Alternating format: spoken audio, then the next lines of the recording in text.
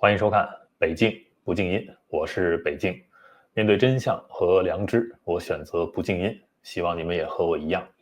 今天呢是2025年12月1日，進入12月了，今天第一天我做一期節目，再次的為於朦朧發聲，因為我覺得有一個角度之前一直沒有和大家去分享。我們提起于朦朧的時候，大家感到惋惜，對於他的離去更多的是從他生而為人的這個角度去考慮的覺得他是一個外在很好的人內在也很好有很好的性格，很好的品行覺得呢他被教育成這個樣子非常的不容易因為非常的溫柔，非常的善良甚至有一些天真。但是呢，對於他的離去，我們究竟失去了什麼？我今天想從另一個角度跟大家分享，就是從他的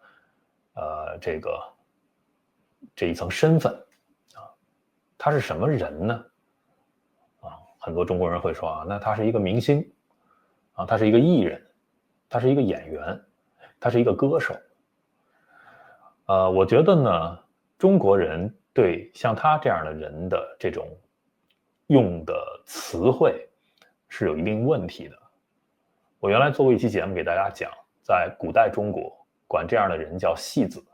這是非常不尊重的戲就是玩弄遊戲的意思，就是這樣的人他在台上表演給你看是為了取悅你，所以你可以去，如果你有钱有势的話，你可以去玩弄他，他就會是你的一個玩偶，你的一個工具。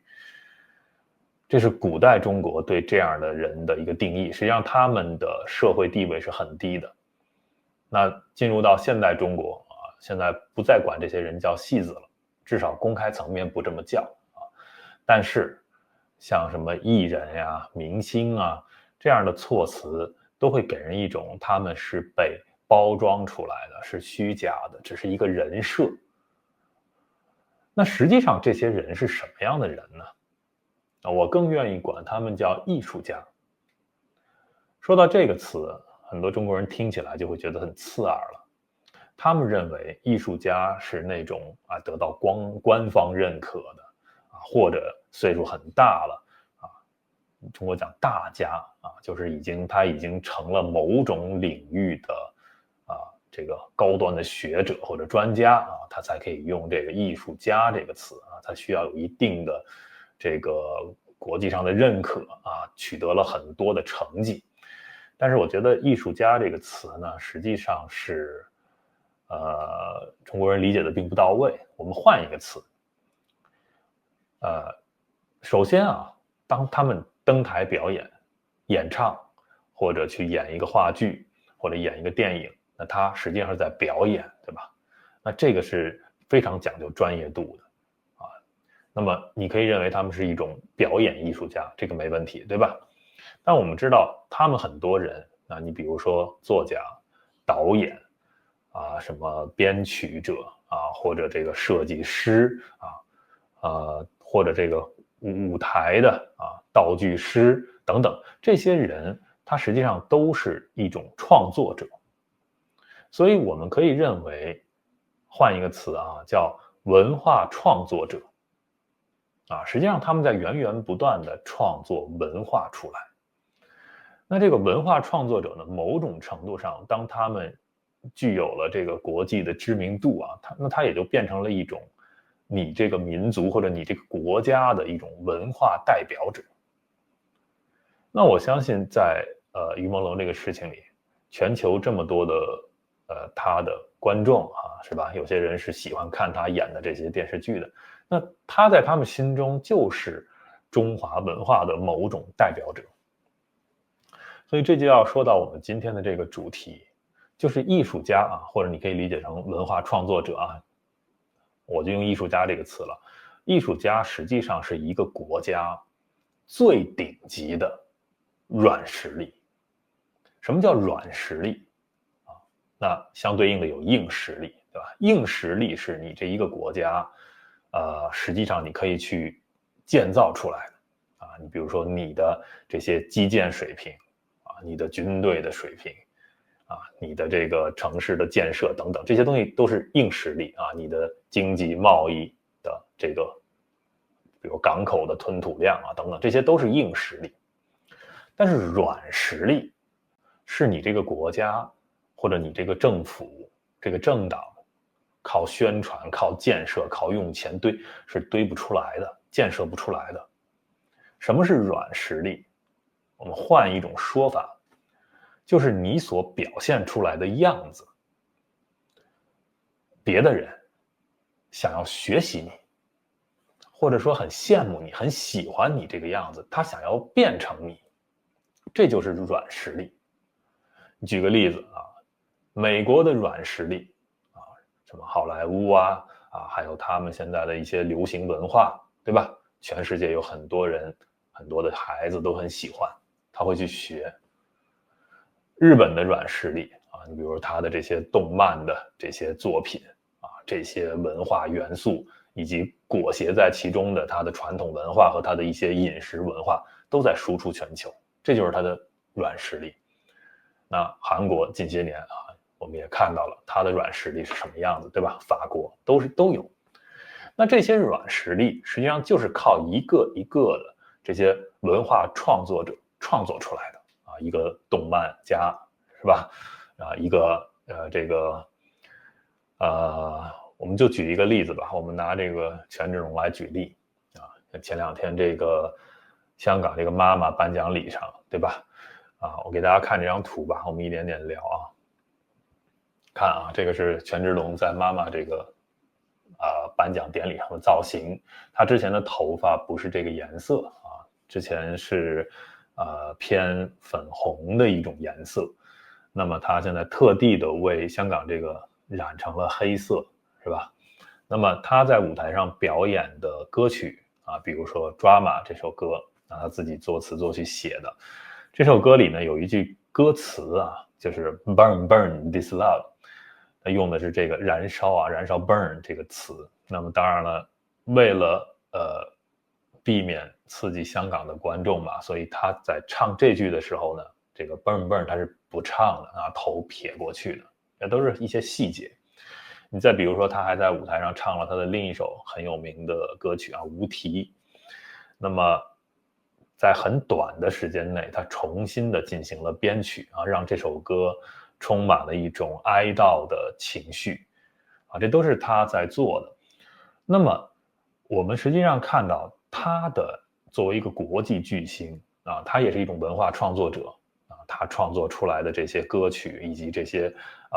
時尚的文化的這些元素，對吧？他的那個雛菊的這個 logo 等等，他做了非常多的對世界文化的一些貢獻，那麼人們就很喜歡他。我就會看到，之前我去他在巴黎的演唱會，你就會看到全場啊，不是說啊全是韓國人去捧他的場，是像他這樣的藝術家是沒有國界的。我們講音樂沒有國界，對吧？那他主要是創作音樂，但是實際上很多東西，藝術文化都是沒有國界的，藝術家也是沒有國界的。所以對他的喜愛，你會看到，那場巴黎的演唱會來的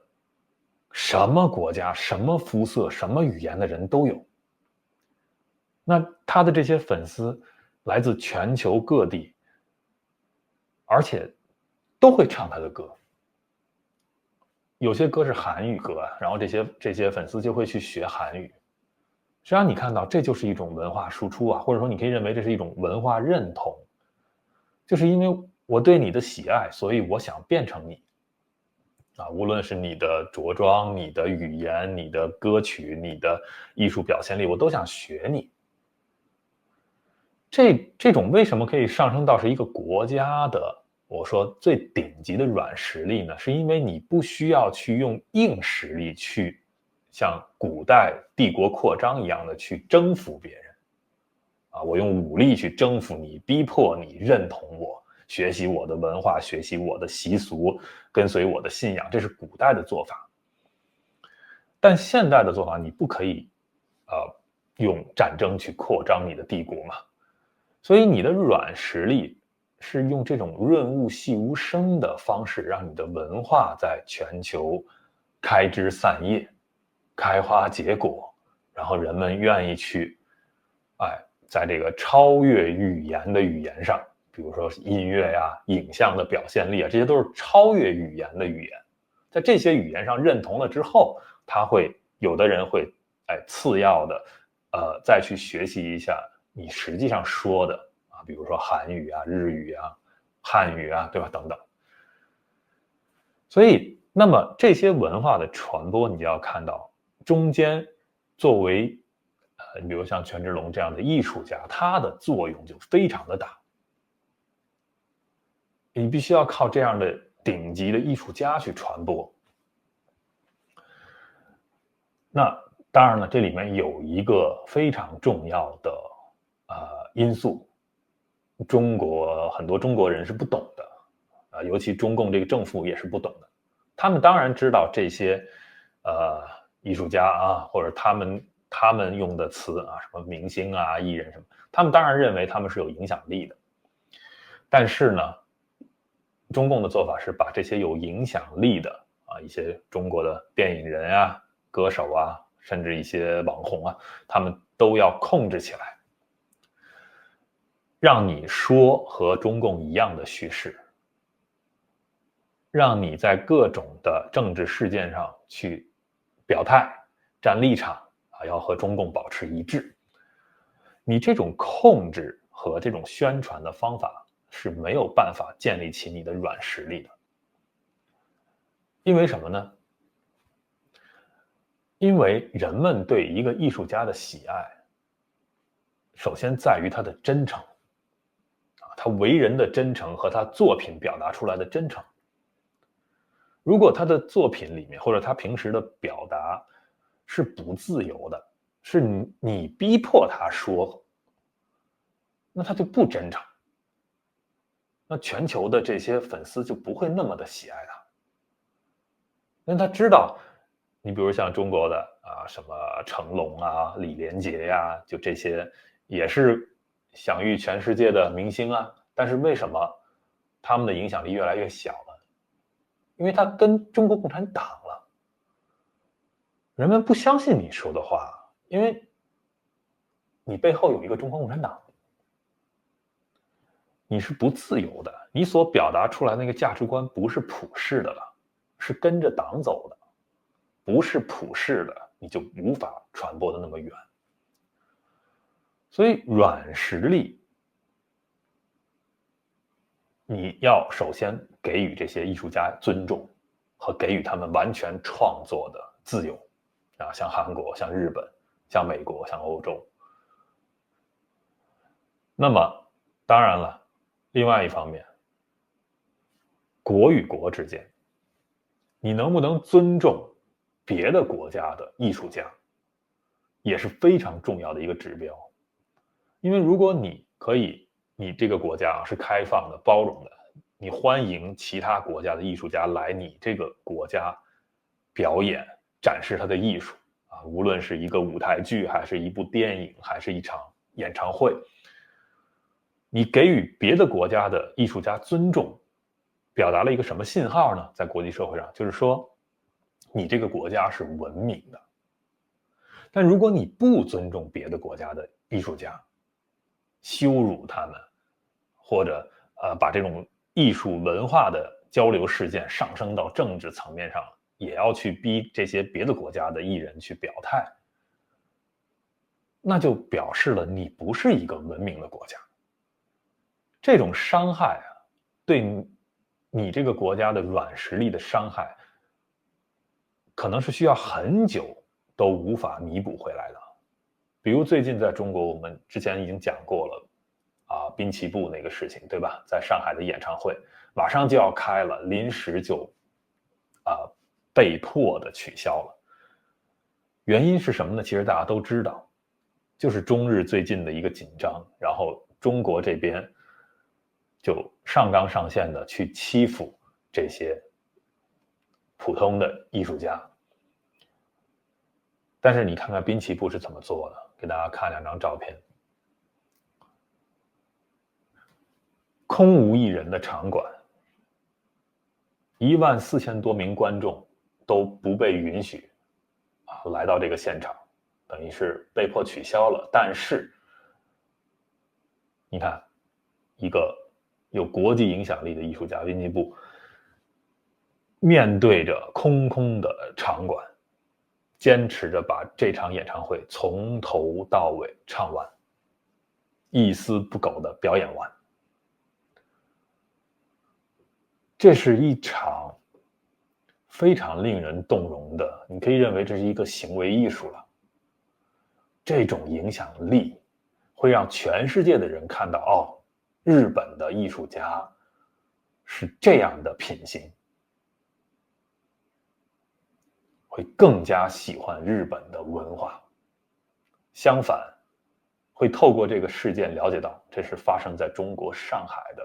一場中共主導的對於一個藝術家的侮辱，那就體現出來了中國是一個沒有禮貌、沒有禮節、沒有修養的國度，完全的不文明。你看，面對着空空的場館，這個照片包括之後肯定會有視頻放出來，在全人類的文化史上，我覺得都是濃重的一筆。那麼無獨有偶呢，最近呢還發生了一件事兒，給大家看一張照片這件事情，畫面中的這位女藝術家也是一個歌唱家她的就是中文的發音我不確定她那個字究竟是念君還是念歸放在這個名字中，因為是一個生僻字，所以我們就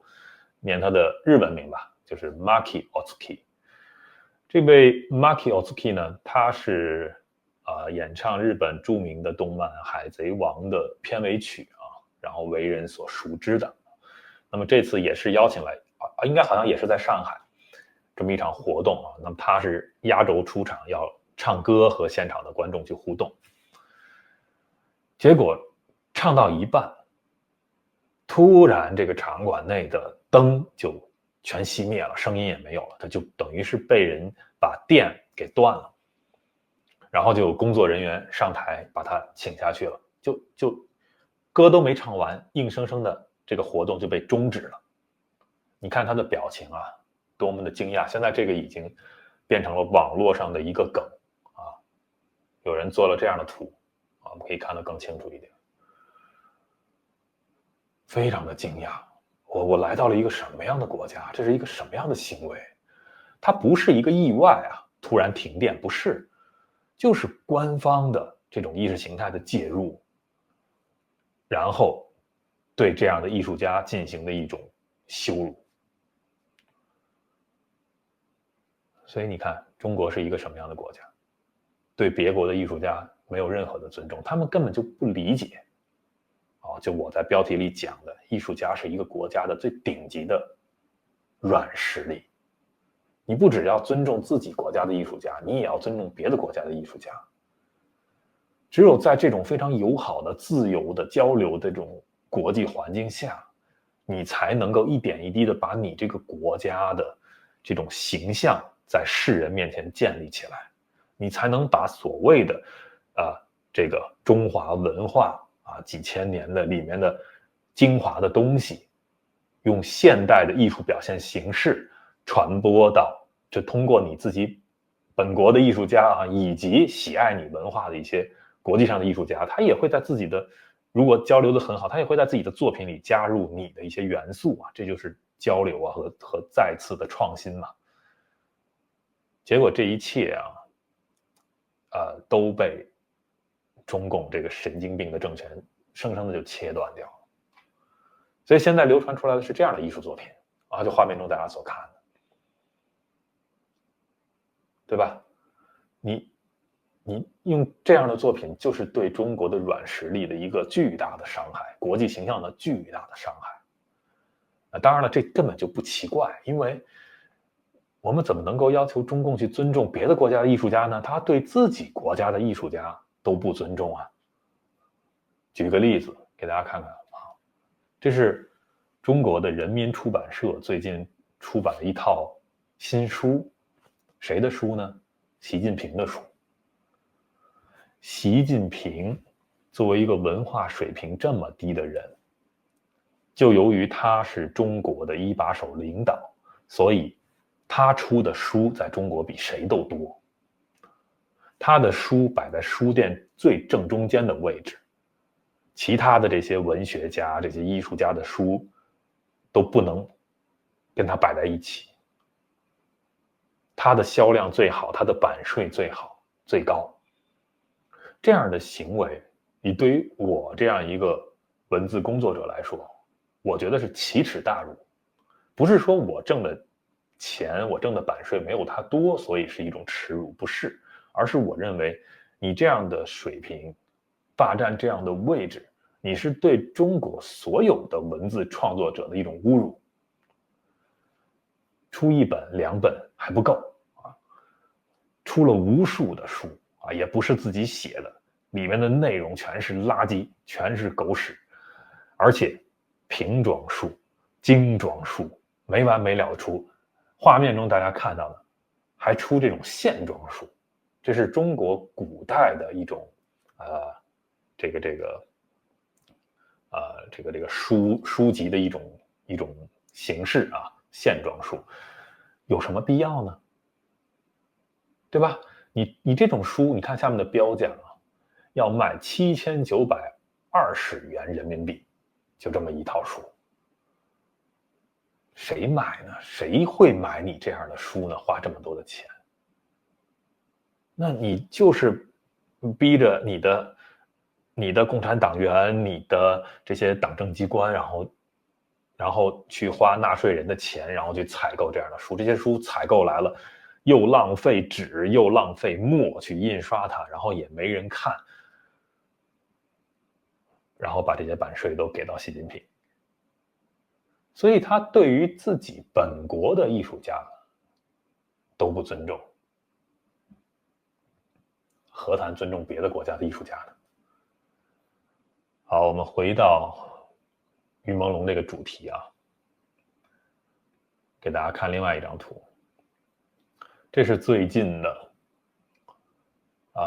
中國國內的一個初中2年級的一門叫道德與法治的這麼一個課的這個考試試卷上的一道選擇題，拿於朦朧這個事做例子啊。題目裡說，近日於某某括號男37歲，說他酒後意外墜樓，然後呢說編造傳播虛假信息、拼接炮製虛假視頻，嚴重擾亂公共秩序，對此公安機關依法立案查處，是為了下面4個選項： A. 營造清朗的網絡空間， B. 保護公民在網絡上的所有行為， C. 杜絕網絡上的不良信息和文化， D. 營造完全自由的網絡環境。那我覺得於朦朧無可厚非的，他也是一位藝術家，对吧？他有他自己的攝影作品，他有他自己的導演作品，他有他自己的這個音樂作品。那麼同時他也要登台的去表演歌唱，以及去演這些電視劇電影，對吧？那他也算是一種表演藝術家，他的身份很多。其實像這樣的藝術家，你好好的去保護他，你不干預他的創作自由，不要去審核他，拿政治的這個条条框框去遏制他的這個心靈，那麼他的作品就可以向全世界去輸出這麼一個優質的人就可以讓全世界去看見，那麼全世界就會有很多他的粉絲去喜歡他，從而喜歡上中國的文化和喜歡上中国。那你國家的軟實力就是這麼建立起來的，通過一個一個的這樣在努力創作的藝術家所表現出来的。但結果就是他的死亡到今天為止，從9月到現在12月了，沒有真相，沒有公道，還要出現在這種試卷上，進一步的去混淆這個視聽，去掩蓋這個真相，還在說酒後意外墜樓。你本身這種對於真相的不尊重，你就是对于朦胧本身的不尊重啊，对他这個生命的不尊重，对這個藝術家的不尊重啊，然後還要把這些東西去拿來做宣傳教育，影響中國的下一代。所以中國人必須要修正自己的這個觀念中的對於像於朦朧啊，包括我之前提到的所有，你這個用詞其實就代表了你背後的觀念，這個用詞首先要變。我看到在網絡上，當有人要辱罵這些人的時候，還是在用戲子這樣的詞，這個詞是一定要掃進歷史垃圾堆的。包括明星藝人，我覺得這些詞其實都不夠尊重，或者並不足以讓人們意識到這樣的人有多麼的可貴。因為你忽略了，就是當你用什么明星藝人這些詞兒去形容他的時候，你忽視了他背後的努力和他在他那個領域內的專業度，他這麼多年的這種辛勤的付出啊，無論是去練習舞蹈、練習聲線啊、練習他的這個創作能力等等，這都是非常專業的，是一種人類文化的一種精髓萃取出來，最後呈現在大家面前的，非常可貴。我们就是中國人，你要學會從過去對這些人的一個不尊重、藐視的這個態度裡，你要升華出來，你要對這種人尊重，你要對藝術家尊重，他們很重要。再說一遍，今天這個題目，藝術家是一個國家最頂級的軟實力。我不知道中國人到哪一天才能意識到這一點。當然了，其實意識到這一點之前還有很漫長的路要走。你至少從一個人的角度，尊重個體生命，尊重人人平等等這些角度，中國人也都還沒有做到，也都還沒有意識到。OK， 好，我們今天就聊這麼多吧。感謝收看、訂閱、分享。